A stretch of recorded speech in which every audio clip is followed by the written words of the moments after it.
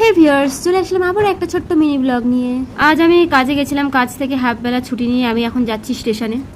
যাচ্ছি কেন জানো? স্টেশনে যাচ্ছি দিদিকে আনতে। আর দুপুরবেলা টাইমে একটা টোটো নেই, ভাগ্যিস একটা কাকুর সাথে দেখা হয়েছিল। কাকুরা যাচ্ছিল পোস্ট অফিস, তো আমাকে বললো যে এক কাজ কর, তাহলে তোকে একবার পানাগড় বাজারে নামিয়ে দিই। তারপর ওরা পানাগড় বাজারে নামিয়ে দিয়ে ওরা চলে গেল, আর আমি চলে আসলাম একদম স্টেশনের দিকে। ট্রেন অ্যাপে দেখাচ্ছিল ট্রেনটা হচ্ছে 3:20 আসবে। আর সেদিন এত গরম ছিল, আমি দুপুরবেলা মাত্র এক মুঠ ভাত খেয়ে আমি বেরিয়ে পড়েছি তাড়াতাড়ি করে, যেহেতু ট্রেনের অনেকটা টাইম হয়ে গেছিল। ও তোমাদেরকে তো বলাই হয়নি আমি কোথায় যাচ্ছি দিদিদেরকে আনতে। বর্ধমান যাচ্ছি আমি দিদিদেরকে আনতে। ওরা মগরা থেকে বেরিয়ে পড়েছে 3:20-তে। দেখো, যেহেতু আমার ভাই বা দাদা কেউ নেই, তাই এই কাজটা আমাকেই করতে হবে। দিদি আর দিদির ছেলেকে আনতে যাচ্ছি। দিদি যদি একা আসতো কোনো ব্যাপার ছিল না, কারণ দিদির সাথে দিদির ছেলে রয়েছে, আরো ব্যাগ রয়েছে, অনেক সমস্যা। দিদি ওরা সকালবেলাতেই রেডি হয়েছিল আসার জন্য, কিন্তু কিছু একটা কারণবশত ওরা সকালবেলা আসতে পারেনি। দেখো, সবসময় তো আর দিদি বাপের বাড়ি আসতে পারে না। ডিঙ্কার গরমের ছুটি পড়েছে, তো তার জন্য দিদি আসছে দুদিনের জন্য ঘুরতে। তোমাদেরকে তো আমি আগেই বললাম যে আমি হাফ বেলা ছুটি নিয়েছি কাজে। আমি কিন্তু কাজের থেকে কখনোই ছুটি চাই না, আমার খুব দরকার ছিল বলে তাই আমি ছুটি চেয়েছিলাম, তাও আবার হাফ বেলার জন্য। হাফ বেলা ছুটির জন্য কিন্তু তাও আমাকে কথা শুনতে হয়েছিল অনেক। আমি কোনো তর্কও করিনি, তারা শুধু বলে গেছে আর আমি শুধু শুনে গেছি।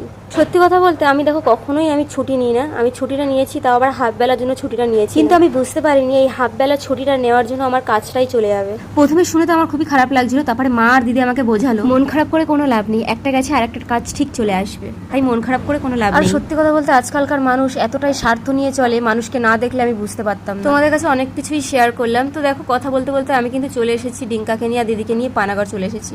আর পানাগড়ে এসেই আমি টোটো ভাড়া করে নিয়েছি, এখন যাচ্ছি বাড়ির দিকে। আর এতটাই ক্লান্ত লাগছে কি বলবো, আর ভালোও লাগছে না। দিদি বললো সেই দুপুরবেলা খেয়েছি, প্রচন্ড খিদে পেয়ে গেছে, তাহলে চলো এক কাজ করি চপ নিয়ে যাই বাড়িতে। আর ডিঙ্কা তো এসেই শুয়ে পড়েছে, আর দিদিও ক্লান্ত হয়ে গেছে, আমিও প্রচন্ড ক্লান্ত হয়ে গেছি। প্রচন্ড গরমের জন্য শরীরটাকে আরো বেশি খারাপ করে দেয়, প্রচুর গরম বাইরে। তো আজকের মতন ব্লগটা এখানেই শেষ করছি।